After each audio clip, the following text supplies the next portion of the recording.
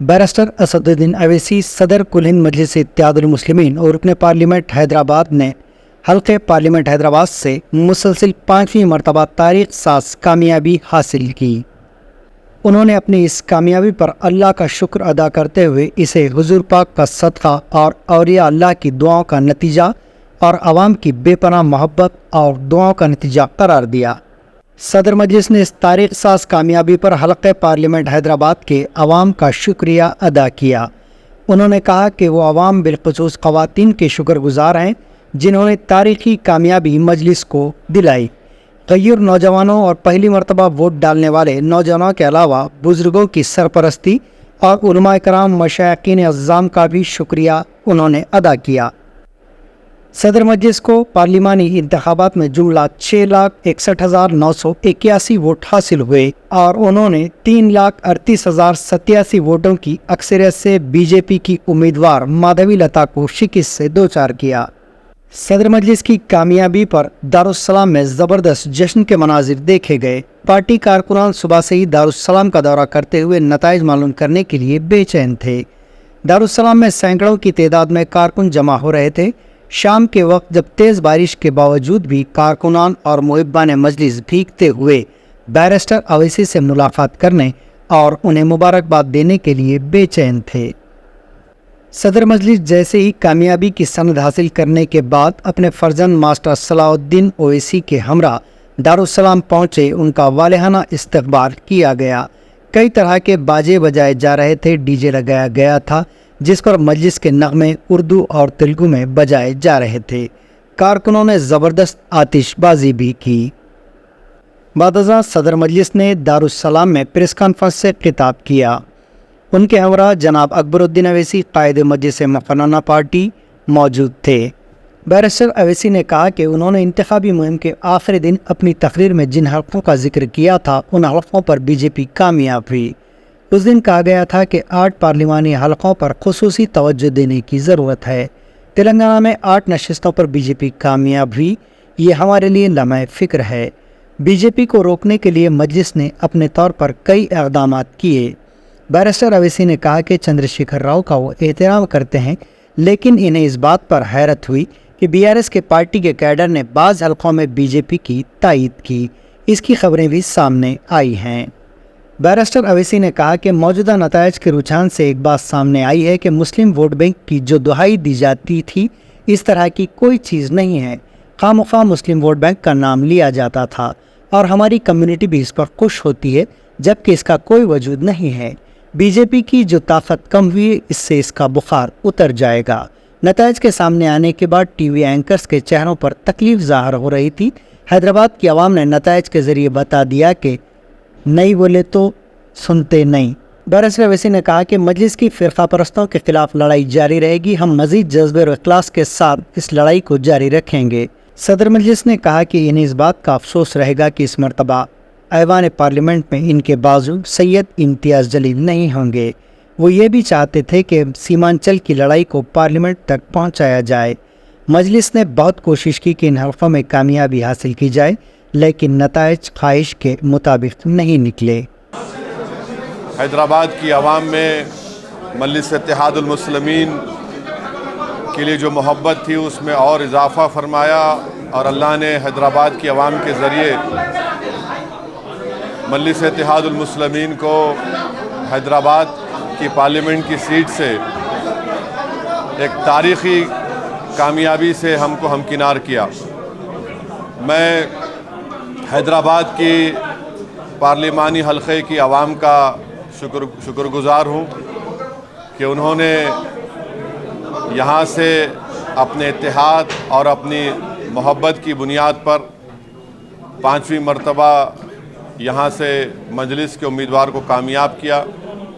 मैं तमाम आवाम का शुक्रगुजार हूँ, ख़ास तौर से ख़वातीन का, महिलाओं का, कि उन्होंने अपने वोट से और अपनी मोहब्बतों से यहाँ से एक तारीख़ी कामयाबी MIM पार्टी को दिलवाई।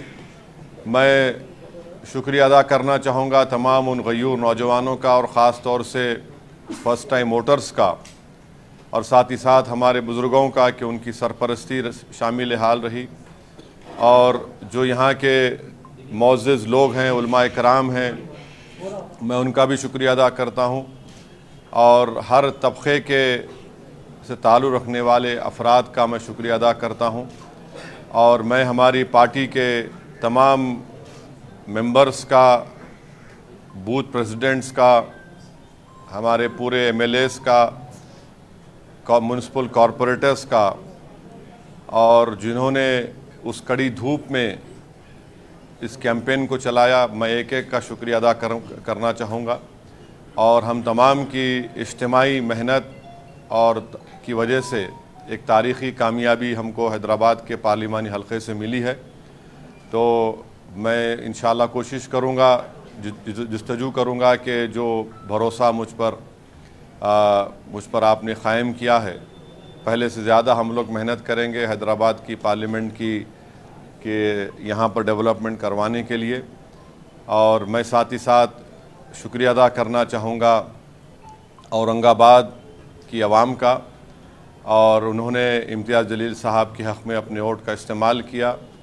अभी वहाँ पर काउंटिंग चल रही है, मगर जो भी अल्लाह का फ़ैसला होगा वो आवाम का फ़ैसला है, हम उसको कबूल करते हैं।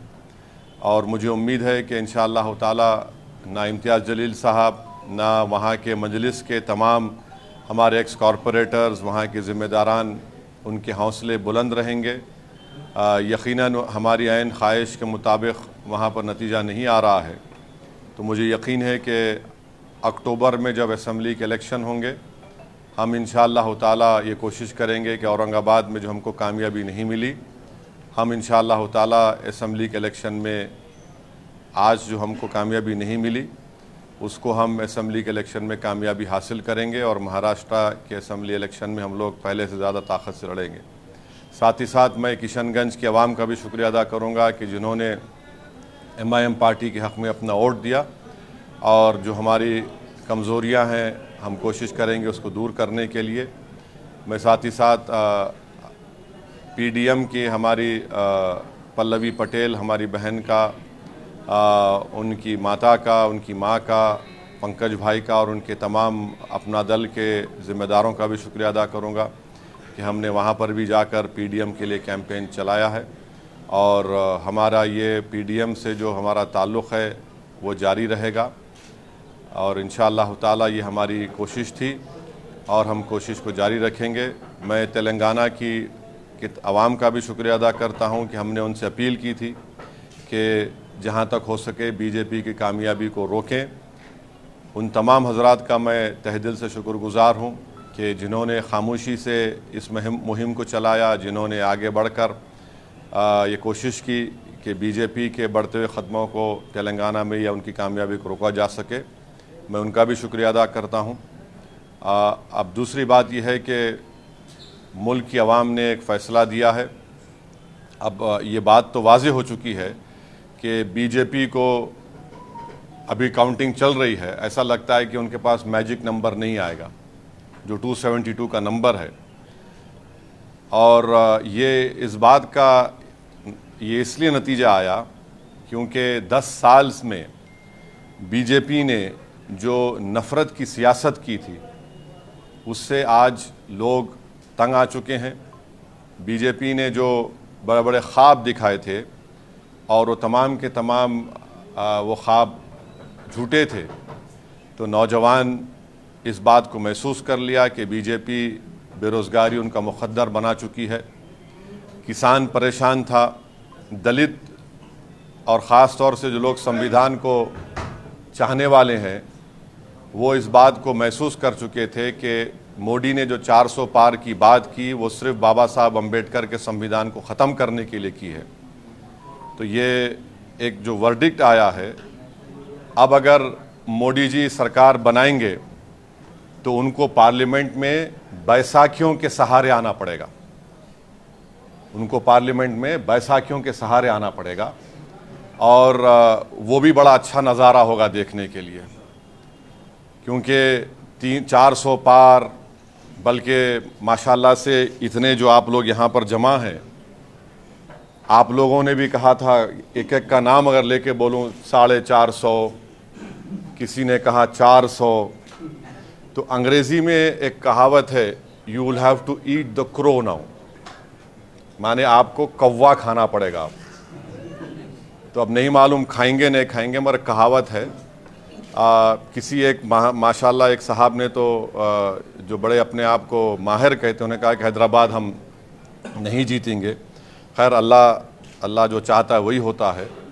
तो तीसरी बात, अहम बात यह है कि अगर ऐसा मौका आता है कि देश के तीसरी मर्तबा प्रधानमंत्री वज़ीर आज़म नरेंद्र मोदी नहीं बनेंगे, अगर उसमें हमारी ज़रूरत पड़ी तो हम यकीनन उसमें साथ देंगे, क्योंकि हमने एक पब्लिकली एक स्टैंड लिया है कि हम बीजेपी को रोकेंगे। और चौथी बात यह है कि हम नरेंद्र मोदी से ये बताना चाह रहे हैं कि आप देखो ये नतीजा क्यों आया। उनको सेल्फ इंट्रोस्पेक्शन करने की ज़रूरत है। और हम उम्मीद करते हैं कि पिछले 4 साल से जो लोग जेलों में सड़ रहे हैं उनकी फ़ौरन रिहाई अमल में लाई जाएगी क़ानूनी तरीक़े से। क्योंकि याद रखिए कि अगर आप कमज़ोर पे जुल्म करेंगे तो उस कमज़ोर की तकलीफ़ को ऊपर वाला सुनने वाला है। तो अब नहीं मालूम कि फाइनल काउंटिंग होने के बाद कितने सीट बीजेपी लाएगी, मगर मुझे लगता है कि इंशाअल्लाह ताला वो मैजिक नंबर बीजेपी नहीं लाएगी। और क्या होगा, कल क्या होगा, परसों क्या होगा, तो ये हमारा इनिशियल रिएक्शन है। मैं आपके ज़रिए से रेवंत रेड्डी को मुबारकबाद देता हूँ कि उनकी पार्टी 8 लोकसभा सीट पर कामयाबी हासिल की। और महबूब नगर में भी हमने भी कोशिश की, कुछ 3000 वोट चिल्ला वोट से उनको कामयाबी नहीं मिली। सिकंदराबाद में मेजॉरिटी कम हुई है। और अफसोस की बात यह है कि बहुत से मुकामात पर पार्लियामेंट कॉन्स्टिट्यूंसी में खोलो प्रमोद है तो बहुत से मुकामात पर हम ये देखे हैं कि टीआरएस के लोग ओपनली बीजेपी को सपोर्ट कर रहे थे।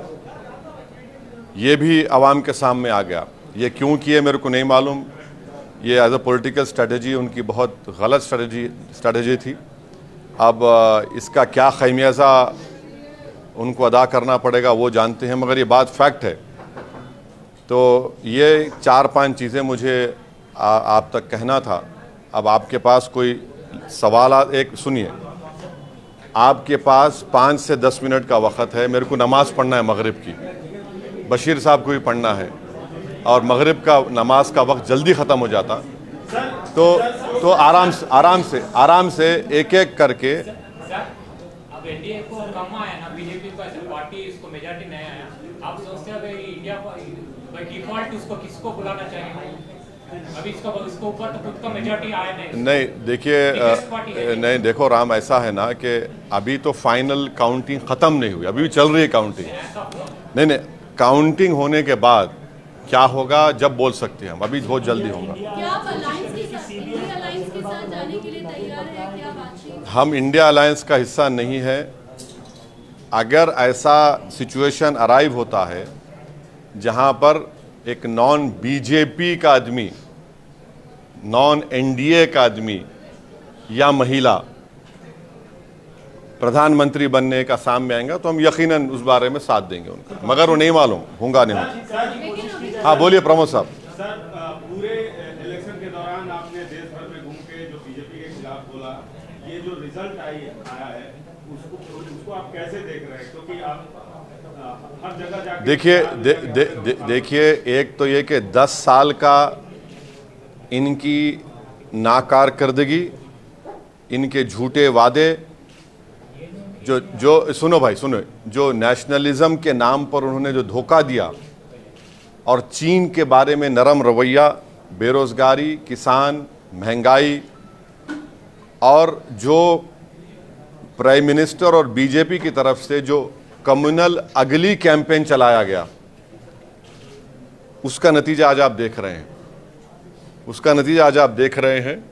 जैसा हैदराबाद में वाहियात किस्म का कैंपेन बीजेपी ने चलाया, बिल्कुल वाहियात किस्म का। उससे बढ़कर ज़्यादा वाहियात नरेंद्र मोदी ने कैंपेन करवाया। बस ऐसा दिख रहा था कि इस देश में मोदी की नज़र में सिर्फ मुसलमान ही वोट देने वाले हैं, कोई दूसरा देने वाला नहीं है।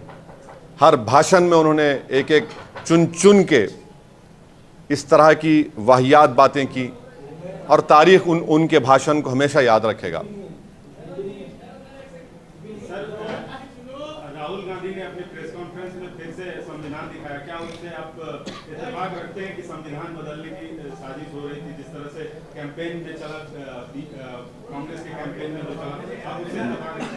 मैं बार बार आपको ये बात कहता रहा कि 400 सीट का मतलब एक ही थे कि या तो संविधान को बदलने की तैयारी थी जिससे आरक्षण ख़त्म हो जाएगा, और सुनिए, या फिर बेसिक स्ट्रक्चर को ख़त्म कर देना। और आर्टिकल 29-30 के तो बीजेपी बरसों से खिलाफ है, जो कल्चर का प्रोटेक्शन और माइनॉरिटी के एजुकेशन इंस्टीट्यूट को प्रोटेक्ट करने का राइट देता है। तो ये है, संविधान अगर रहेगा तो इससे सबको फ़ायदा है ना। एक डॉक्यूमेंट है, उसमें फंडामेंटल राइट्स है, और हमेशा शुरू से आरएसएस देख लीजिए आप, पिछले 90 साल से आरएसएस हमेशा कॉन्स्टिट्यूशन को अटैक करती है। सर, आपके पड़ोसी राज्य में आपके दोस्त, कई बार उनको दोस्त कह चुके हैं, जगन मोहन रेड्डी को आपके दोस्त बुरी तरह हार गए, उस पर कुछ कहना है? आवाम का फैसला है, आवाम का फैसला है, उसको उसकी इज्जत करनी चाहिए, रेस्पेक्ट करनी चाहिए। मुझे उम्मीद है कि वो रेस्पेक्ट करेंगे। हाँ हाँ, बताया जा रहा है कि कांग्रेस पार्टी इंडिया अलायंस कोशिश कर रही है, चंद्रबाबू नायडू। मेरे को नहीं मालूम। देखिए मैं उसका अलायंस का हिस्सा नहीं हूँ, मैं उसका जवाब नहीं दे सकता। लेकिन आप पॉलिटिशियन हैं सर, आप इतने सालों तक पार्लियामेंट में हाँ, रहे हैं, ठीक। आप पॉलिटिशियन हैं। एक पॉलिटिशियन की सोच क्या कहती है उनको कि आना ये चाहिए सर इंडिया जो अलायंस? सियासी सूरत हाल बना है उसमें क्या होना चाहिए, क्या हो सकता देख- है? दे- आप दे- तो पॉलिटिकल पंडित के तौर पे पूछ रहे हैं। नहीं, मैं पॉलिटिकल पंडित नहीं हूँ, पंडित आप हैं महाराज। और सर, और India alliance, sir India alliance के साथ आना चाहिए। हाँ। इंडिया की बात आप कर रहे हैं हाँ, संसद में। हाँ। अब आपको कैसे लग रहा है कि यूनिफॉर्म सिविल कोड हो या फिर सीएए की बात हो, ये बड़े मुद्दे हैं जो एक बात याद रखिए, पीओके तक एक बात याद रखिए, आप लिख के रख लीजिए। अब देश में प्रोटेस्ट होगा, इसको आप नहीं रोक सकेंगे। आप देखेंगे किसान का एक मामला है, महाराष्ट्र में मराठा रिजर्वेशन है, ये सब चीजें हैं। आप किसी को, अगर आप बिल्ली को भी अगर आप एक कमरे में बंद करके ढक लेंगे ना दीवार की तरफ, तो बिल्ली कमरे में भागेगी, मगर एक वक्त आएगा बिल्ली अपना प्रोटेक्शन खड़े हो जाएगी।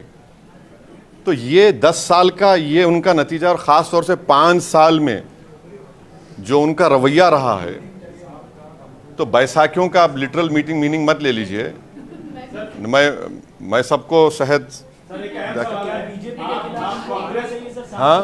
बीजेपी के खिलाफ क्या टीडीपी को, नीतीश कुमार को आना चाहिए? मैं कैसा बोलूँगा? मैं उस पार्टी का, अरे मैं उस पार्टी का नहीं हूँ भाई, मैं उस पार्टी का नहीं हूँ, मैं नहीं बोल सकता। सवाल सर, आप कांग्रेस पार्टी का हमेशा विरोध करते रहे हैं, लेकिन कांग्रेस पार्टी में सोनिया गांधी की आप हमेशा इज्जत करते रहे हैं। क्या सोनिया गांधी आपको व्यक्तिगत तौर पे इनवाइट करती हैं इंडिया अलायंस में, तो आप जाएंगे? मैं केसीआर की भी इज्जत करता हूँ, करते रहूँगा। उसमें उससे इज्जत करने में बुरी बात क्या है? नहीं, सुनिए, अरे देखिए ना कि ये मैं इंडिया अलायंस का हिस्सा नहीं हूँ।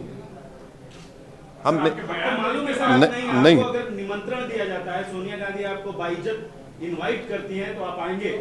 अरे आप ये समझ रहे मेरी इज्जत नहीं है अभी? हाँ फिर बाहर क्या बात है? 3,47,000 से हैदराबाद की आवाम ने हमको कामयाब किया, ये सबसे बड़ी इज्जत दौलत है मेरे लिए।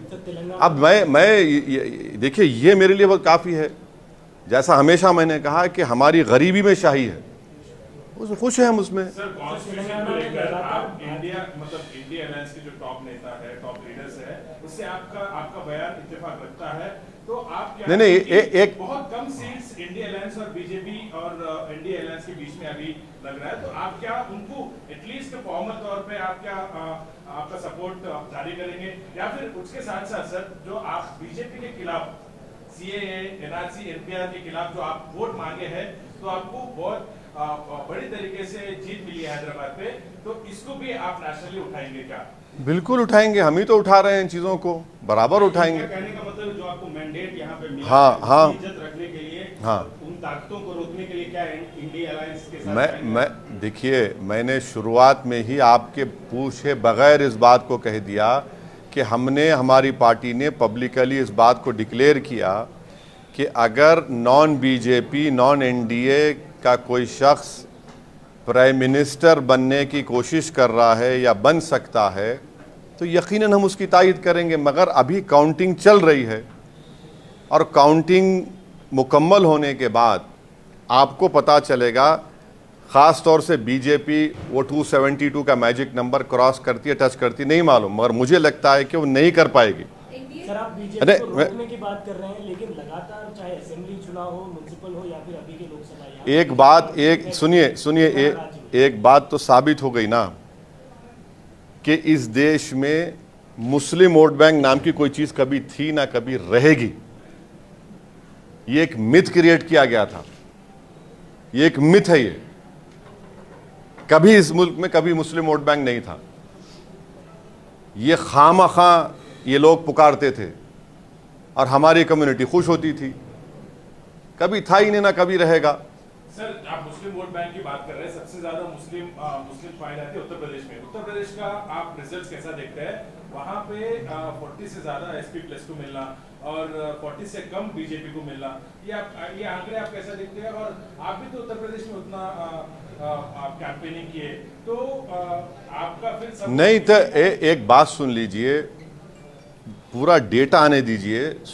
कितने सोशल ग्रुप्स, OBCs, मुसलमान और दलित में जाटव है, पासी है, वाल्मीकि, कितने लोग वोट दिए, उसके बाद उस जवाब दे सकते हैं। मगर रिजल्ट तो आया ना। सर, तेलंगाना में 8 सीटें जीत गई बीजेपी। हाँ, आपके सूबे तेलंगाना में 8 सीटें बीजेपी जीत गई, क्या कहना है? अभी और कम हो जाएगा, कल से आप देखेंगे उनकी ताकत कम हो जाएगी।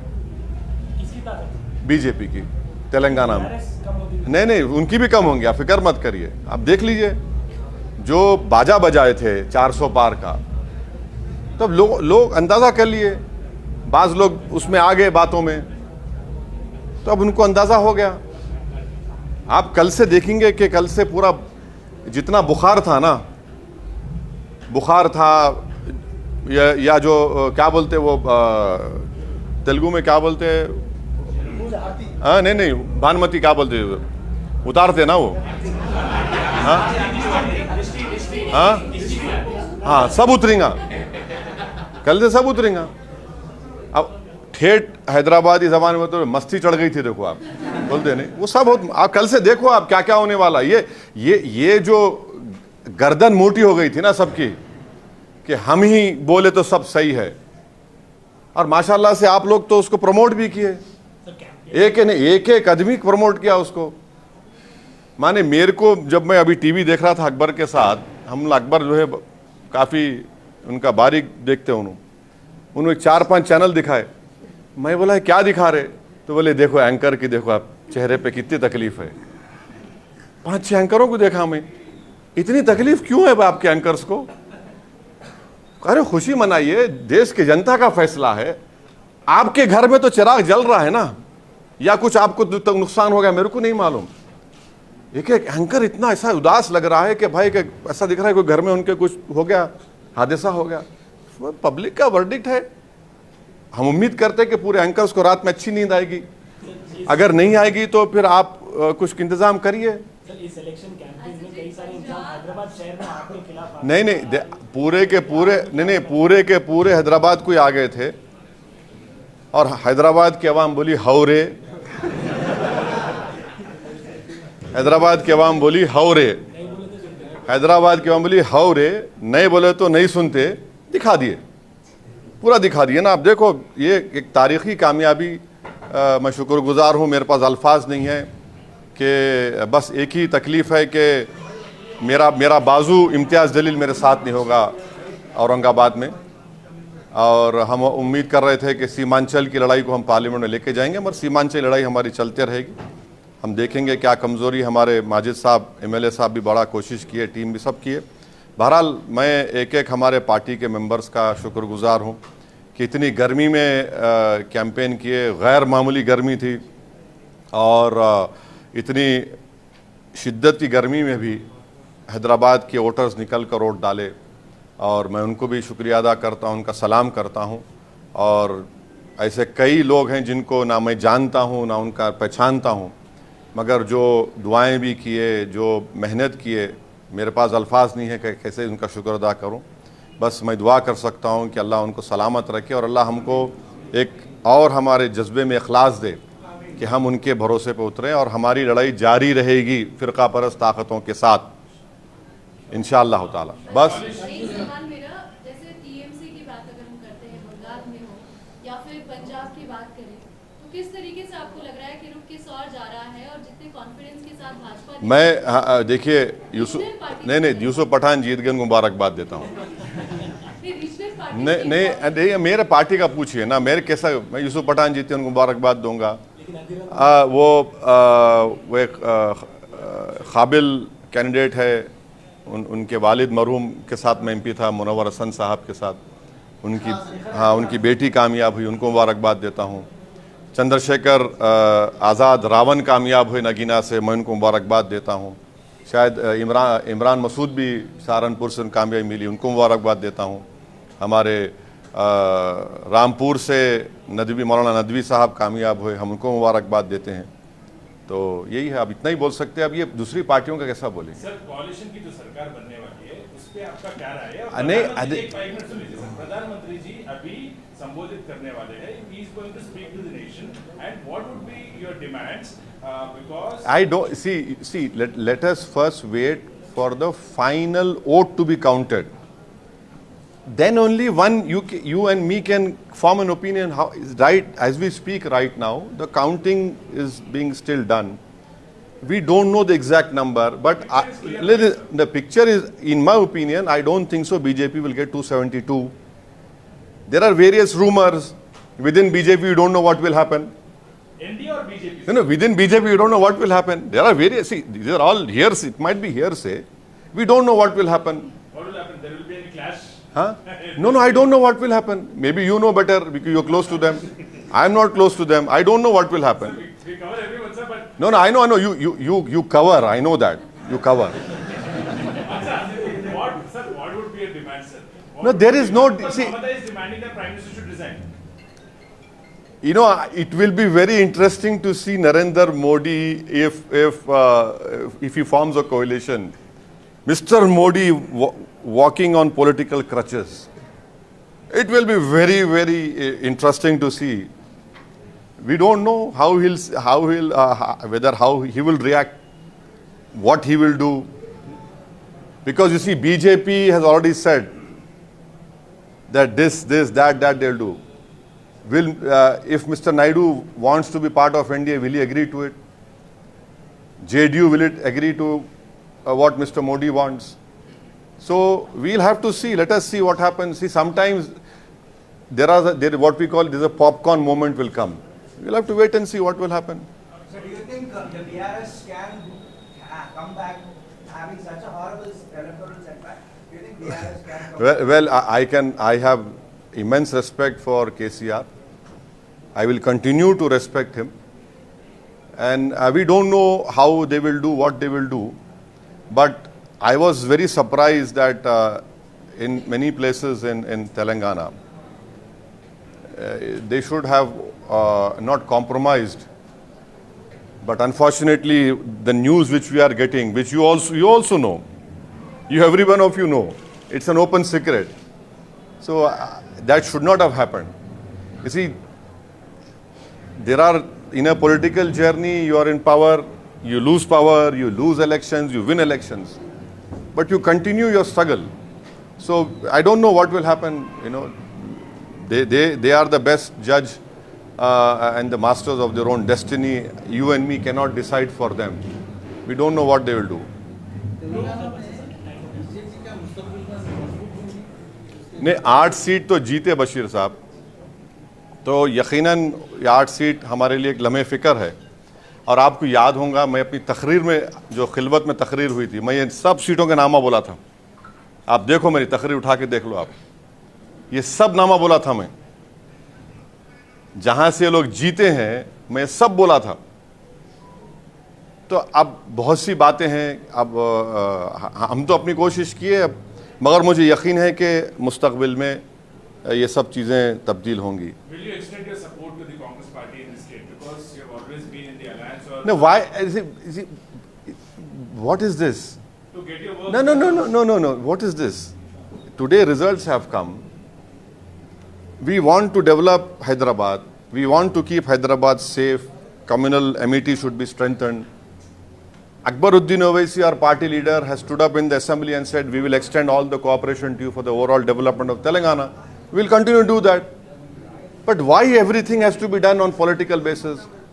See, we have been given the mandate by the people, and we will have to safeguard that mandate also and deliver on the promises that we have made to the people of our respected constituencies. And Muslim reservation, sir. What about Muslim reservation? You should ask Chandrababu Naidu if he is supporting. Because he No.